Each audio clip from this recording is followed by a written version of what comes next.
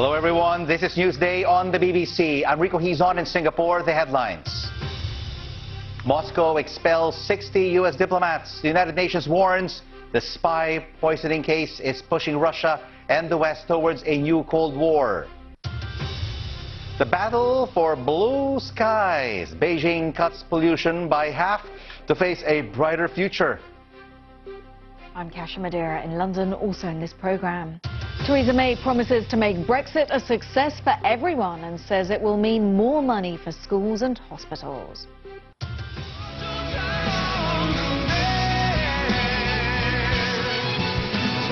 And playing in Pyongyang, we meet the South Korean bands promoting peace with the North. Live from our studios in Singapore and London. This is BBC World News. It's Newsday. Glad you could join us. It's 8 in the morning here in Singapore, 1 a.m. in London, and 3 in the morning in Moscow, where Russia has formally retaliated in the row about the poisoning of a former spy in the UK. 60 U.S. diplomats are to be expelled from the country. Overall, the number is expected to match that sent home by Western governments who blame Russia for the attack. In a further ratcheting up of tensions, the U.S. says it reserves the right to respond further. From Moscow, Steve Rosenberg has the details. The diplomacy has been unprecedented. Russian diplomats expelled, foreign ambassadors recalled after the Salisbury attack. It was never a question of whether Moscow would respond, but when. The announcement came tonight. Foreign Minister Sergei Lavrov said Russia was expelling 60 US diplomats for the 60 Russians America had ordered out. It's also shutting the US consulate in St. Petersburg. Staff there given it until Saturday to vacate the building. And there will be other measures too. As I understand it, Russia plans to take the same unjustified actions against 28 other countries that stood in solidarity with the UK. Russia is further isolating itself following the brazen chemical attack. An attack that left Sergei Skripal and his daughter Yulia. Earlier, the US ambassador to Moscow told me he was in no doubt who had targeted them. How certain are you that the Russian state was behind the attack in Salisbury? There's been enough there to not only convince the United States, but about 25 other countries that have taken similar actions, that there's enough evidence to believe that the Russian state was behind this action in Salisbury. Moscow continues to insist that it's innocent, that it had nothing whatsoever to do with the Salisbury poisoning. Tonight's tit-for-tat was expected, but it comes with a warning that if there are further hostile steps against Moscow, Russia will take more measures against the West. Some in Moscow fear a spiralling diplomatic war with the West could end in military conflict. This is not the way for solution, it is the way to the hell. If you have not so many diplomats as you have a lack of information, you have a lack of trust, you can react in this or that way, in a wrong way, from the wrong point of view, and this is the way to the hell. The West sent a strong message here over Salisbury. Moscow has its own message for the West. Don't push Russia. Steve Rosenberg, BBC News, Moscow. Well, one of the two Russians whose poisoning sparked this diplomatic row is now recovering in hospital. Yulia Skripal, the daughter of Sergei Skripal, the former Russian spy, is now conscious, and she is talking after being poisoned with that nerve agent. The British hospital where she's being treated says she is responding well to that treatment. Our correspondent Daniel Sanford has this update. What we don't know is, of course, whether she'll be able to shed any light on how it was that she became contaminated. I understand that it's her left hand that shows clear signs of contamination, and it was her father, Sergei Skripal's right hand, that showed clear signs of contamination. And that does add weight to this theory that it was the front door handle of the house that was where this Novichok nerve agent gel had been smeared.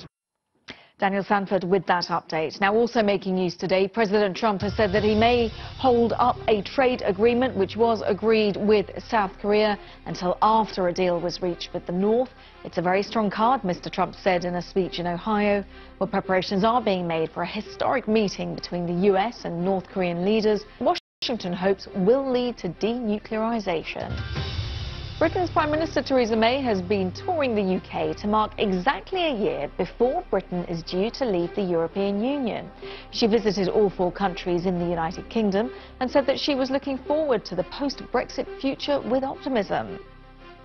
I think there are real opportunities for the United Kingdom. I think there's a bright future out there. And yes, I think Brexit is going to deliver a country. It will be different, but I think there are real opportunities for us as an independent nation for the future. A judge in California has ruled that Starbucks and other coffee companies will have to put a cancer warning label on coffee products sold in the state. The ruling says that there was a failure to show that the threat from a chemical compound produced when roasting coffee was insignificant. The companies are expected to appeal. The Nobel Peace Prize winner Malala Yousafzai has returned to Pakistan for the first time since she was shot in the head by militants on her school bus. The campaigner for female education made a televised speech from the Prime Minister's residence in Islamabad, saying that it was her dream to live in Pakistan in peace and without fear. An unmanned Chinese space station is about to make an uncontrolled fall to Earth. Experts aren't sure exactly when or where Tiangong-1 will come down, but they are pretty sure that the chances of anyone being hit by debris are slim. Now, we brought you quite a lot of coverage of Kim Jong-un's visit to China this week right here on Newsday, but here is a new look at the journey filmed from inside his carriage. You can see that the train has been fitting, you can see in the background, well, there they are, rather fetching rows of purple leather armchairs. Mr. Kim also being greeted by Chinese officials on board. These were actually the first television pictures which were shown on his visit on North Korean TV, and well, you can see there Mr. Kim seeming to rather enjoy himself.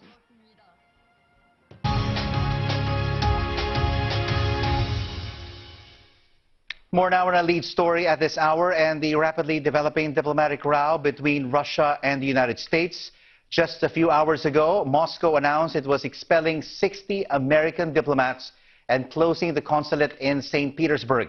And that mirrors the steps taken by Washington after claims Russia was behind the poisoning of the former double agent Sergei Skripal and his daughter Yulia. Well, the U.S. State Department says it may now take more action of its own. Our correspondent in Washington, Chris Buckler, gave me the latest. 60 officials for 60 officials, a consulate closed for a consulate. It is very clear that Russia is sending a message back to America after the US said, listen, enough is enough, we must take action here. And what is very clear from the State Department today and from the briefings that we have had is that there continues to be this real feeling in Washington that unless Russia listens, there is this potential of yet more response, yet more retaliation. And, you know, just listen to the diplomatic language being used today. Russia not interested in a dialogue, really saying that the actions that they're taking are unjustified. But again, you find yourself with this one situation in the UK, this poisoning of a former spy, that is really leading to problems between America and Russia that go beyond that as well. And we have had some reflection of that as well, that there is concern about Russian activity inside the United States as well. So there is this potential that this could get worse, that things could become a lot frostier between the two countries. And the U.S. State Department says it may take more action. Where's this really going? Could it lead to a deterioration of diplomatic relations between the U.S. and Russia? Well, certainly some senior officials in the UN are saying that this has the potential to deteriorate into a kind of situation that we saw during the Cold War. I don't think we're anywhere near there yet, but certainly things are becoming colder. That is very clear. And the big concern about all of this is not just about what happened in the UK, not just these claims of spying that have been taking place in America, but also what potentially could happen elsewhere. There are obviously disagreements and there are problems between America and Russia on a whole range of different issues. Ukraine, Syria, and those questions about what happened internationally could ultimately feed into this. It's worth reflecting that Russia has really sent out a message back to America, but they are reserving their right here in Washington to send yet another message back. Chris Buckler there speaking to Rico a little earlier. Of course, we've got much more on that story on our website. Now, China's rapid industrialization has left it as one of the most polluted countries on the planet. But with toxic smog responsible for over 1 million premature deaths a year, one city has begun to do something about it. In Beijing, pollution levels fell more than 50% this winter. Much of that can be credited to an official crackdown on factories burning coal. John Sudworth reports. Beijing's skies are a strange colour of late, blue. In place of the usual toxic grey, this winter has brought prolonged bouts of days like these. And here, in part at least, is why. This factory is one of thousands that have been forced to close. They used to make ceramic tiles here. Now the kilns that once belched acrid smoke stand idle. It was all very sudden.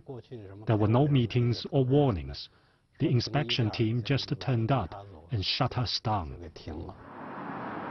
Beijing still sees plenty of days like this, but the city's average level of PM 2.5s, the tiny particles that make up these P-super smogs, fell by 20% last year. And here's further evidence of the huge political will involved: new gas pipes. Hundreds of villagers surrounding Beijing have been ordered to stop burning coal on such a scale that the price of gas on the international market doubled. Beijing's ability to launch its battle for blue skies is, it could be argued, down to its authoritarian advantage, forcing many thousands to switch energy supplies overnight and closing factories at the stroke of a pen. But it's also had something else on its side, a little bit of luck. Here's a typical day last winter. That's Beijing, buried beneath a blanket of smog, the reds and purples on the map. This winter, though, the city has been blessed with unusually strong northerly winds, bringing with them cleaner air, the blues, greens and yellows. In the bigger picture, though, China's wider, continental-sized pollution problem has not gone away. But even if the progress is limited, it's significant. China has begun to show that it can trade economic growth for the environment. John Sudworth, BBC News, Beijing. You're watching Newsday on the BBC, live from London and Singapore. Still to come on the program.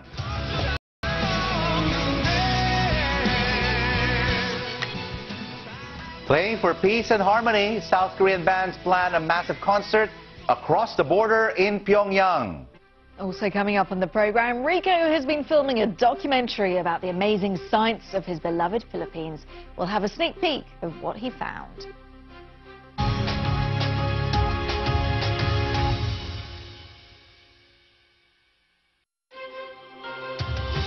Welcome back, everyone. You're watching Newsday on the BBC. I'm Rico Hizon in Singapore. And I'm Kasia Madeira in London. Our top stories this hour. Moscow says it is expelling 60 American diplomats in retaliation after the US ordered a similar number of Russians to leave in the row over the poisoning of a former spy. Donald Trump has suggested he may delay the trade arrangement the US agreed with South Korea until a deal is struck with North Korea over denuclearization. And these pictures of a cheetah dropping in on a tourist on safari in Tanzania are popular on BBC.com. One of the big cats jumped onto the car's bonnet while the other actually climbed into the back. Well, the passenger, Britton Hayes from America, said everyone stayed calm and eventually the cheetahs went away again without harming anyone. Thank goodness. Let's now take a look at some of the front pages from around the world, and we start off with the front page of the China Daily, and it highlights what it calls a positive global response to talks between China and North Korea's leaders. Well, global leaders as well, as heads of major international organizations, have praised this week's meeting between President Xi Jinping and Kim Jong-un. Well, the Straits Times of Singapore reports that North and South Korea will be holding their first summit in more than a decade on the 27th of April. The paper says the summit will take place at the border village of Panmunjom, and that China has commended the two sides for their efforts to improve relations. And finally, you have the international edition of the Japan Times, and it features a basketball-playing robot. The front page photograph shows a robot called Q rehearsing for a game in Tachikawa next week. Well, the paper says the robot was created by engineers from Toyota and never misses a free throw. Well, my son plays basketball. I hope he doesn't miss a free throw. So, Kasha, which stories are sparking discussions online? Rico, I bet your son's far better than that robot. Now, you were talking about a cheetah earlier. I'm going to be telling you about a pig. It's a school principal from New Jersey, in fact, who's made a bit of a name for himself online by kissing the said pig. This is the West End Memorial Elementary School. This is the pig in question. And this is where Vincent Myers had promised his students that if they had read 10,000 books by April, he would kiss a pig. They did. And so, well, that was his response. He said that it was a great way of motivating his students, although one of them actually said that they were disappointed he only kissed a baby pig. My goodness, you can't please kids these days. Now, South Korean K-pop and rock stars are heading to North Korea to perform in Pyongyang. It's for the first time in over 10 years. 160 musicians and technicians will put on a concert on April the 1st. Well, we met one South Korea rock band making the return journey to North Korea after 16 years.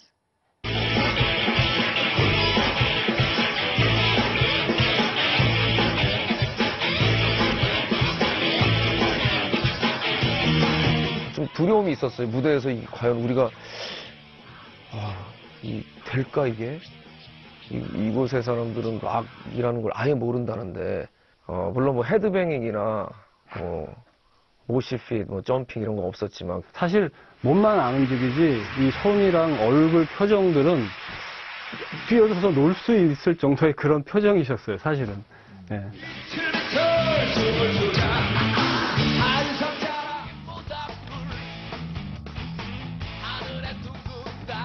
좀 기뻤어요, 개인적으로. 다시 가게 돼서. A lot of my friends, I think they're a little bit jealous. They'd like to go. Like some people told me. 또다시 평양을 이렇게 가게 될 줄은 정말 꿈에도 몰랐습니다.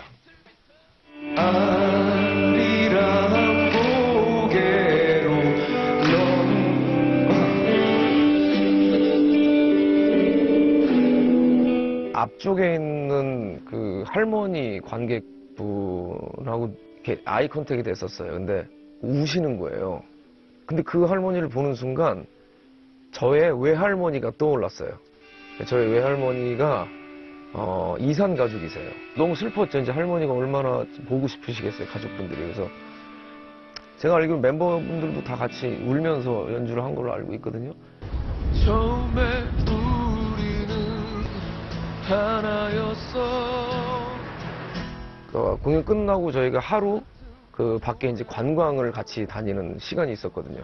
그때 돌아다닐 때 전부 알아보시더라고요. 그리고 이제 또 지하철을 아주 깊숙한 지하철을 타러 내려가서 지하철을 타고 만날 때 시선 사람들 정말 이렇게 평범한 것들 그냥 버스에서 누구 만나서 강아지 보고 인사 나누고 했던 것들이 막상 한국에 돌아왔을 때 내가 거길 다시 못 가는 거야 이런 느낌이 딱 되니까 이게 되게 만감이 교차했어요. 16년 만에 간다라는 게 저희들한테는 사실은 시간이 흐르면서 점점 멀어지는구나. 이젠 더 이상은 갈 수 없는 완전한 단절이 되나?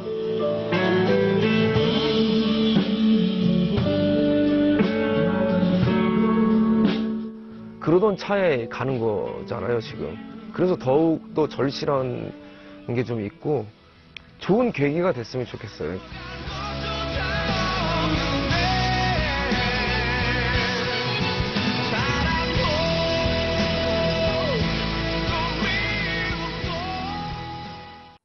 Wow, well, that will be a really historic concert, and that is due to take place on the 1st of April in Pyongyang. Of course, if we can, we'll cover that for you.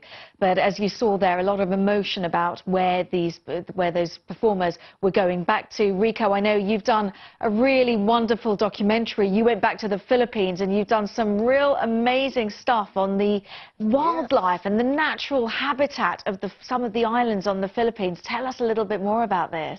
Yes, Kasia, this will air on April the 7th and 14th on BBC World News, and I've been to places where I never thought I would be visiting in my life. It was on my bucket list, but I never even thought that I would go to these destinations in my lifetime. And just like yourself, you have a Polish heritage, Kasia, and you know, sometimes we think that we know about our home country pretty well, but when I was invited to take part in this BBC program looking at the rich culture and rare wildlife in the Philippines, I was amazed, Kasia, at just how much I didn't know and places I hadn't been to. A short time ago, I was joined by my co-presenter on Philippines Island Treasures, BBC wildlife presenter and explorer Mike Dilger, and he told me why he chose the Philippines.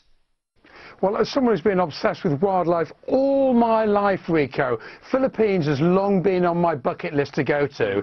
It's a remote archipelago that's been evolving species for thousands of years. It's one of the most biologically diverse countries on the planet.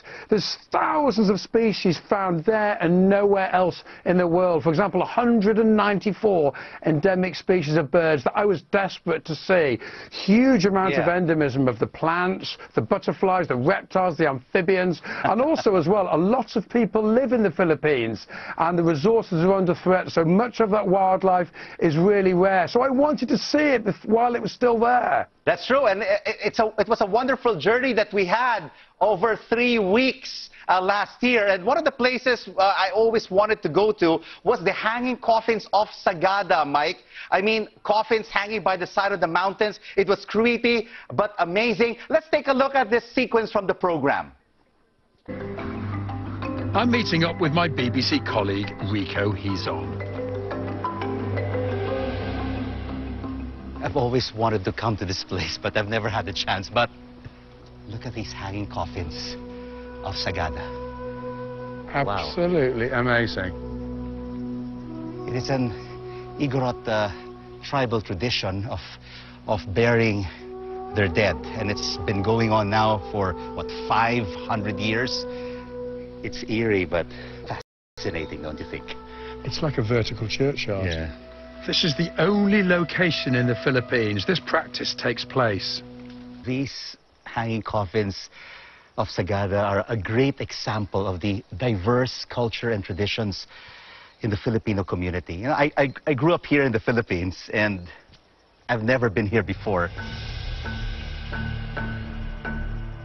The hanging coffins of Sagada, Mike. What was the most special moment for you during your 3-week stay in the Philippines? Was it cuddling a crocodile and releasing it to the water?